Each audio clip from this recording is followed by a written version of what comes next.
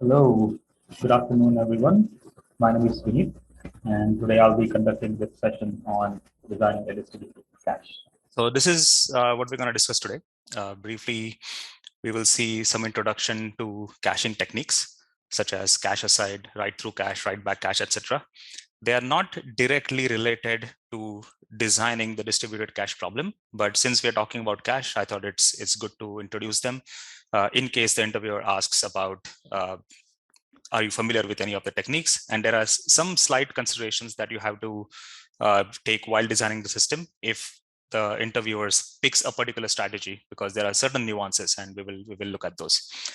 Then we will discuss the actual problem, designing a distributed cache. And at the end, we will very briefly look at a difference between memcached and Redis, which are the two popular or two of the few popular caching solutions. There are definitely many more, but these are much more popular than the others. We won't be spending a lot of time on either memcached or Redis. I will give a few references here and there based on how we are designing our system and whether Redis has that or memcached has that. And but it's good to know at least the high level differences between those two in case the interviewer goes into a specific solution. Usually in the system design problems, we discourage candidates to talk about specific solution, again, to avoid some going into rabbit hole. And if you're not very sure about how that system is implemented or what are some of the peculiarities of that. However, here, because again, we're talking about like distributed cache, there is a chance that interviewer might want to know whether you are familiar or have you used any of the off-the-shelf solutions. Cool. Can you please raise your hand if this is the first time you're attending any system design or scalable systems related session? If yes, then I will go through the framework. Otherwise, I'll skip this and leave the slide over there for your reference later. But if you have already attended at least some of the SS1, SS2 sessions, then you would know what framework that we propose here.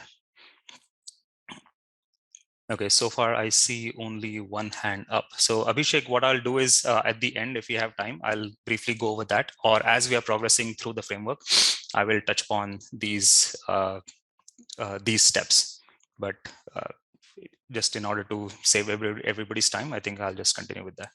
All right, so before we talk about distributed cache, let's just briefly see what is a cache. Like, I hope everybody over here has some technical background, so this is nothing new information as such, but just for the sake of kind of completeness, we will start from the basics. Cache, like if you look up Wikipedia, the cache is a hardware or software component that stores some data that you're going to use so that the request for that data can be served faster, mainly because usually your data is stored on either some kind of hard drive or SSDs or databases, and access to that is much slower than if your data was readily available in memory. And distributed cache is just an extension of that concept. Historically, like you would have cache like on the same machine, and actually even going a little beyond that, like cache is it's not, there is no one type of cache, right? There are so many different types. Like even CPU has a cache, L1 cache, L2 cache. Here we are talking about general cache that your application uses, not specifically a database cache or not specifically CPU related cache, but some intermediate store where you can store the information in order to access that quickly and not always go to database, to reduce the traffic to the database and also improve the latency and the throughput. So caches are typically used for that. It's an optimization technique mainly for improving your latency and throughput. By improving latency, I mean reducing the latency. And another important thing to remember is that they're usually smaller in size. When I say smaller, it's always relative, right? Like compared to the data that you would store in the database. If your data itself is small, then you can actually store everything in cache, but you have to kind of make sure that you are doing the cost benefit analysis, because you are improving the speed, but because caches typically rely on in-memory access, so they'll need better and more RAM, and RAM is typically more costly than the cold storage. So you have to see whether is it actually beneficial to store all the data in the RAM or in the cache, or can you actually use Pareto principle where 20% of information could actually serve 80% of your traffic. In that case, you won't have to store everything in cache. So distributed cache, as we just said, it is going beyond that, just having some local memory in your application and kind of extracting that and separating that, putting it in a different set of servers in a distributed fashion. Now, why would we need that? So a couple of reasons. One is your cache requirement is so large that it is not going to fit on one machine. Like every machine will have some kind of upper limit on main memory, right, or RAM. Even if you take very powerful machines like 64 gigs or probably 128 gigs, but it's not gonna be like terabytes of data that you could store in a RAM, or you won't have RAM of that much size. So that's why if your need for cache is large, you need to you cannot just have it on one machine, but you have to separate out and distribute among different machines that are dedicated for that cache. Second reason is the local cache availability is tied to the that particular instance, right? So that if the instance is down, whatever you have in the cache, that goes down. So in order to decouple your systems, you can have a cache on a separate machine, so that even if your that app instance is down, like other app instances can still have access to whatever you had stored earlier in the cache. And then lastly, because of this decoupling, you can scale these components separately. So depending on your requirements or depending on needs, you may or may not need to scale your app and cache servers in the same way. For example, if your memory requirement is, or the requirement to store your data in the cache is kind of limited, you may not need to scale your cache significantly, but your throughput is extremely large, so you'll have to scale only the application servers, or vice versa, right? So why unnecessary couple those systems together and make one component dependent on the other? So this is another reason why distributed caches would be useful. There are, however, some side effects, like in system design, most of the problems you will see, like that, it's always about trade-offs, right? There is no one silver bullet. So by decoupling these systems, you are increasing the complexity of the system. Now you have to maintain both applications separately. You'll have to make sure that you have sufficient monitoring, alarming, and hardware provisions on both sides, app and cache. And then also you have higher latency. They are typically pretty fast. Like at the end of the session, we will see some benchmarks for Redis. However, they are not as fast as local memory access, mainly because of having network latency in between. Nikhil is asking, in the foundational videos, if you assume commodity hardware has typical 120 GB RAM, does that number still hold with the latest technology? It depends, Nikhil. Like, I don't think you should kind of look at that number as the guideline as such, because you're right, like technology constantly evolves, and 120 GB RAM is on not all servers may have that, right? Like especially if you're little tight on budget, then you will probably want to go with servers which have lesser RAM. So in that case, excuse me.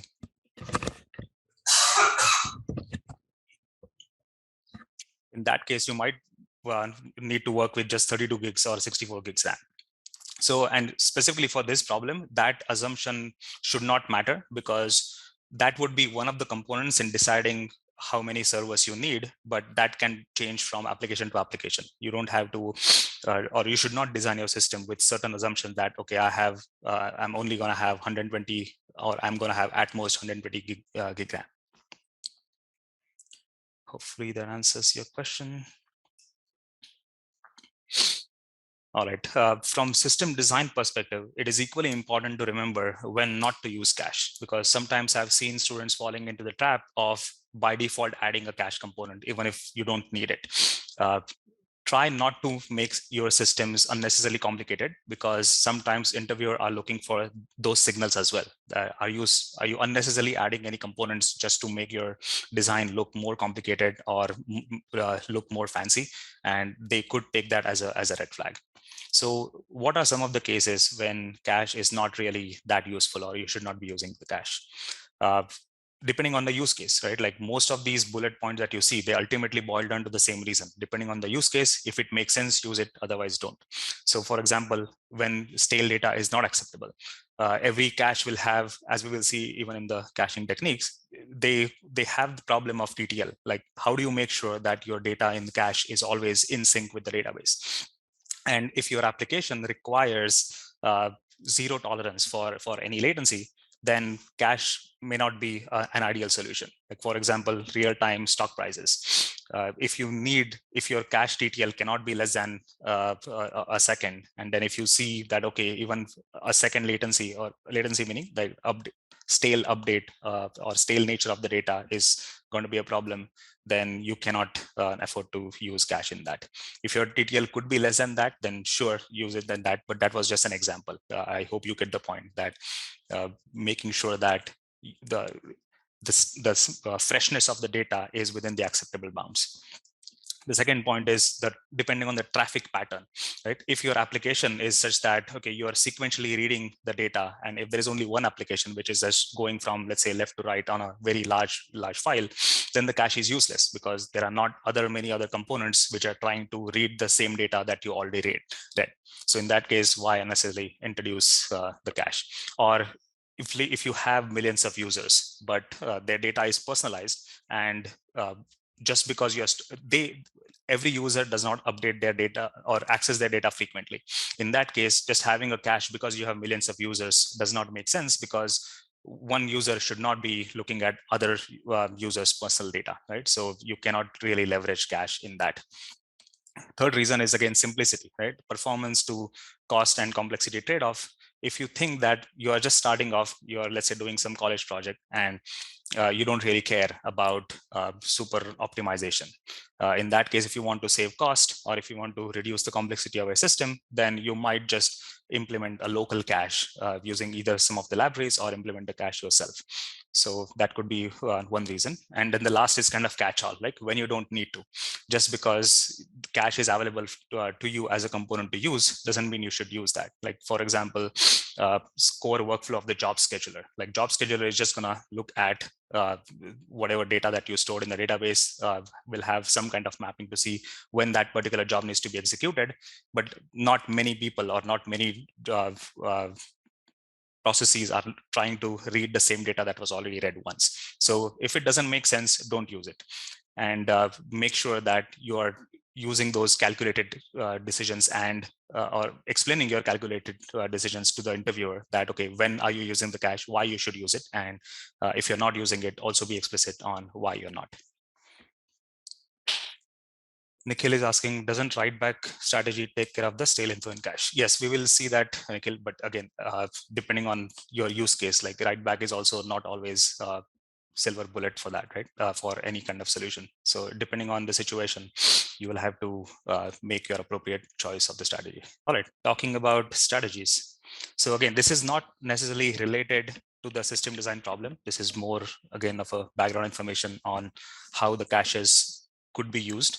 And there could be, this is not like you are using only this strategy independently. You could use a mix of those depending on, again, your use case. So the first and one of the common use case is cache aside. When we say aside, it is basically not in the flow between app and database. So let's say, one second. So if this is your application, and if this is your database, then cache aside, meaning cache sits somewhere separately as a different component. So app can talk to database directly for both reads and writes. And then depending on when we need that data, when do they need to read the data, at that time, application is going to check whether data is available in the cache first. If it is not, then application will then go and talk to database, and then retrieve the data and store it in the cache, depending on whatever techniques that you implement. So here, again, the reason it's called cache aside is because cache is not in the flow of, or in between your application and database. This is typically used for read-heavy workloads, because application is always checking in the cache first. And if the data is available, then you don't really need to go to the database to fetch anything. Another advantage of this is it is resilient to cache failures, mainly because now your application has an awareness or understanding of both components, cache and database. So if your cache goes down, it is going to increase the load on the database, but your the whole application is not going to crash unless your database cannot handle that much load. That's a different story. But momentary interruptions in cache, you could the app could gracefully handle that, because it'll if and also if you have coded it appropriately, that if you get an error from cache, then go to the database, not just on cache miss. So it is a little more resilient than some of the other techniques that we will see later. And also another advantage is your data models could be different. Like in your database, if you have a table with, let's say, whatever, 5-6 columns, but in your cache, if you just need a key and one of those values, you don't have to replicate the exact structure between your cache and the database. Here, as Nikhil pointed out, actually he talked about the write-through, which we'll see that later. But the issue of inconsistency arises here because the cache does not know what is the correct state of data in the database. The application has to kind of make sure that the cache is updated, because application is checking the cache first. And if the cache never gets updated, that application is always going to have the stale data. So you'll have to rely on some mechanisms like time to live and make sure that you tune those parameters appropriately, so that again, there is enough, the freshness is guaranteed based on your need. It won't be always guaranteed to the nanosecond level, mainly because again, the app is kind of putting the data in the cache.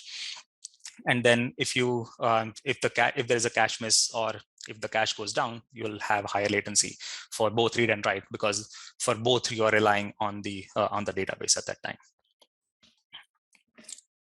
Second strategy is called read through. The reason why it is like called read through is because the cache sits in between your database and application. So if this is your app, this is your cache, and this is your database, then your application does not talk to database directly, at least for reading part. It is basically relying on always on cache.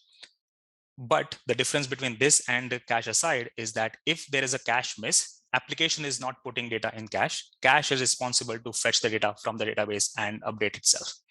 So this basically is like very kind of similar technique, because on read, the application is always relying on the cache, like cache first, similar to what we saw earlier. But it adds more complexity on the cache side, because now it needs to be aware of the data model of the database, and also fetching the data whenever there is a cache miss. So what that means is that it can still get inconsistent with the database, because how would the cache know that when the database actually got updated or not? So again, the TTL and other logic comes into picture here. If you have cache crashes, then now, because the application is not talking to database directly, at least on the read part, you have more downtime, because now you have to rely on the cache getting up. Either that's the same server or some other server replacing that, but your calls would be blocked until that time, or they will return an error.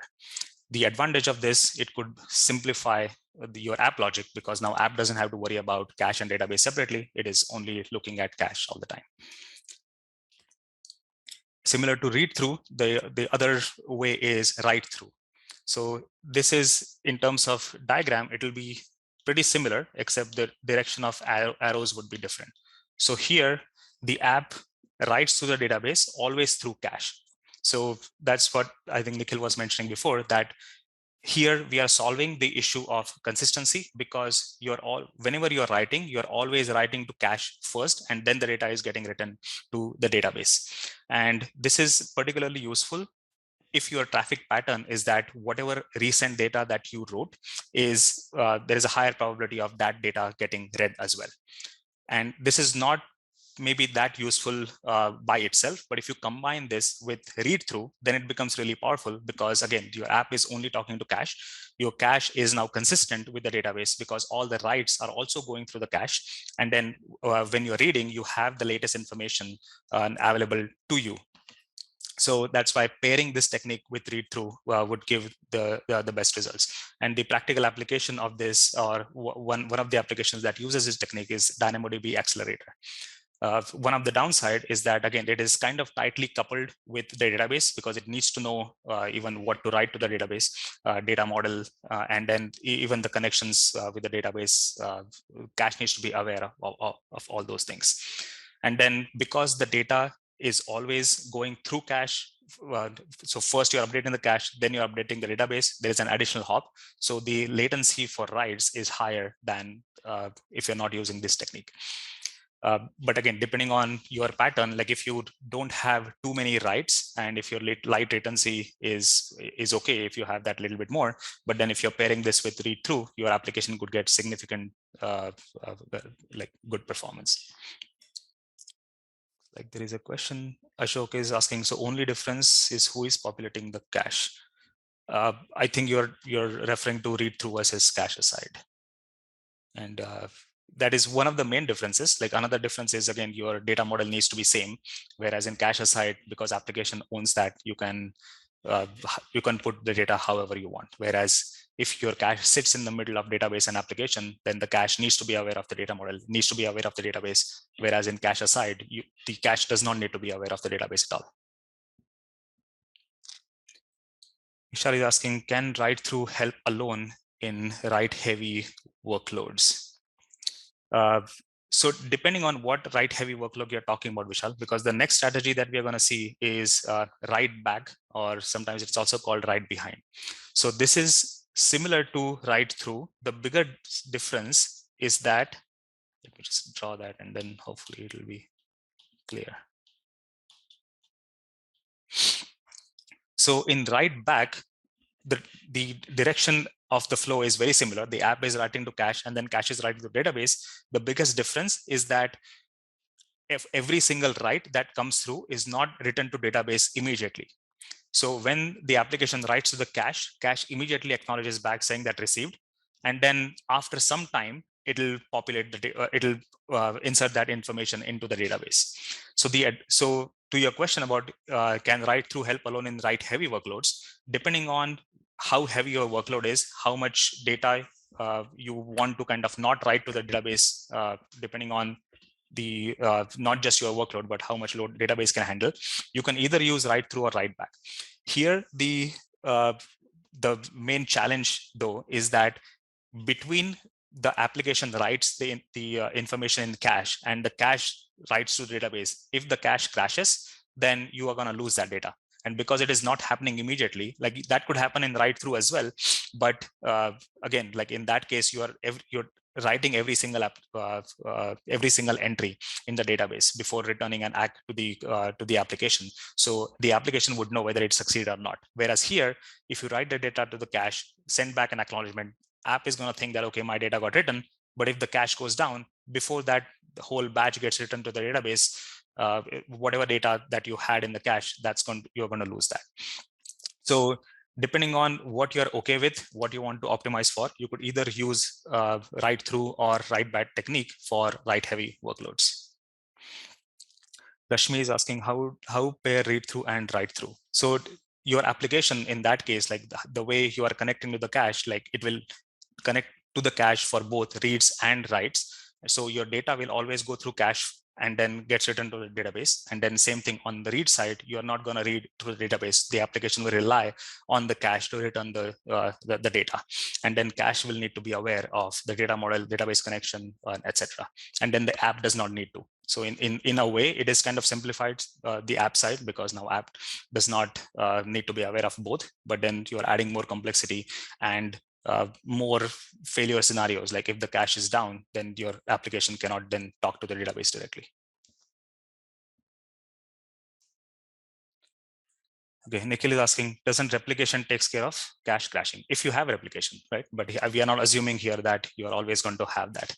And even if you have replication, so it depends on when the replication happens. Like, is the app waiting for the replication if and then the cache crashes between that time or not? So while designing, like we will see that, okay, we will need to add replication functionality, but it is not by default that every system will have replication, right? If you're using a simple cache and if it is not replicated, then you won't have that. Ashok is asking, isn't writing to cache instead of DB is risky and waiting to DB can guarantee asset compliance? So it depends on your use case, right? So I don't know whether you have already gone through your Uber system design problem and whether the instructor covered that or not. But one use case where you can afford to lose data is, let's say your car is continuously sending updates like every few seconds that, okay, this is my location, this is my location. Now, do you need to persist that location in your database for every single update, right? And maybe not, right? Like you may want to aggregate that data over a minute or so. You don't need to store in the database every single update. So in that case, like write back is useful because you're not hitting the database whenever your car is sending some information. You are storing that temporarily in memory, and then maybe after 1 minute you are updating the database saying that, hey, this is the car's location for this minute. And it doesn't have to be a minute, like even 30 seconds or whatever. The point is, depending on the use case, there could be certain use cases where losing the data is acceptable, and what you're gaining is that you're not continuously bombarding the database for whatever write throughput that you're getting. All right, so these are basically some of the common techniques. Like again, this is not specific to the cache. However, I said that there could be certain things that you may need to remember in your database design, depending if the interviewer asks, like, what technique are you going to use? As we saw, if you're using cache aside, then the cache and database are decoupled, right? They don't need to be aware of each other. But if you're using any other technique, right, write through, write back, read through, then your cache needs to be aware of the database. So you'll have to add some configuration components or some functionality, or at least mention that we will need to have this in the cache so that the cache knows how to talk to the database. But I don't think it is that likely that the interviewer will drill into that. It was more for your information purpose on, depending on what kind of problem you're trying to solve, which strategy works best. If you have that knowledge, I think you can score some additional brownie points. Nikhil is asking, so for Uber vehicle management service, would you prefer right behind? Yes, vehicle management, meaning this specific where the vehicle is updating its location and you are persisting that location, but you don't need to persist every single update. You can aggregate that information over, let's say, a minute or so. In that case, I would prefer write back, because then my cache is acting like the buffer in between where it can handle a lot of throughput, but I don't have to kind of necessarily give all that traffic to the database as well. So for that specific use case, but again, like every application may have many different kind of scenarios where you can use cache for different purpose and you can use different technique. Nikhil is asking, generally we do that via PubSub, right? So in PubSub, like again, depending on, usually like messages are not just not read, right? When you are publishing something, there are some subscribers which are interested in reading every single message.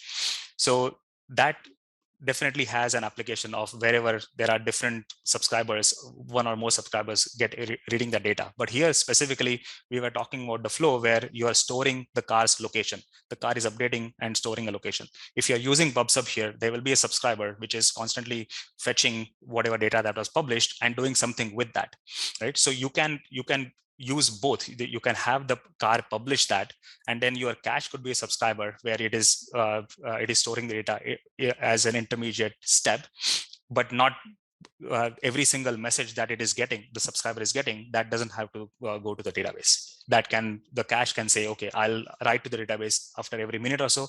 Even if I miss some updates, that's fine, because I'm going to know where is the car located in the next minute, and you don't need that much granularity.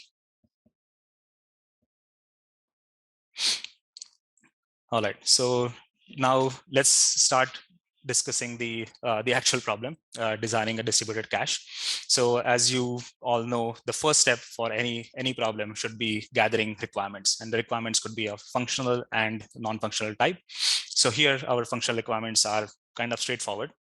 You are putting a value in the cache and you're getting a value in the cache. When you're putting, you'll of course need a key and a value.